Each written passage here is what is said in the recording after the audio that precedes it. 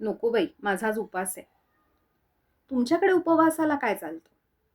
आता उपास आणि उपवास आपण एकाच अर्थाने घेतो, की मी गुरुवार करते किंवा मी संकष्टी करते.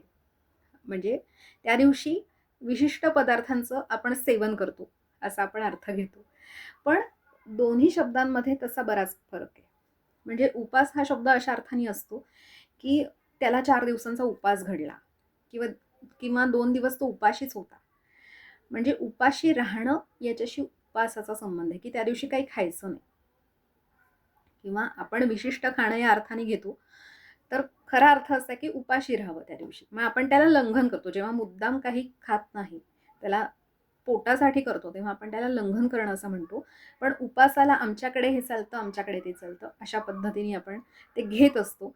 आणि उपवास जे असतं ना, उप म्हणजे जवळ, वास म्हणजे राहणे.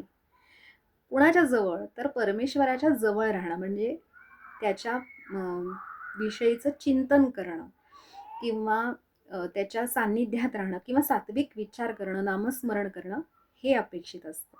तो उपवास असतो. हां, त्याचा तसा खरं तर खाण्याशी संबंध नाही आहे. पण आपण उपाससुद्धा करत नाही, उपवाससुद्धा करत नाही आणि एकादशी दुप्पट खाशी हेच आपलं चालू असतं बहुतेकांचं. तुमच्या बाबतीत काय आहे? कॉमेंटमध्ये नक्की सांगा. आपण भेटत राहूच. पाहत राहा, ऐकत राहा शब्दरुची. पुन्हा भेटूया. तोपर्यंत नमस्कार.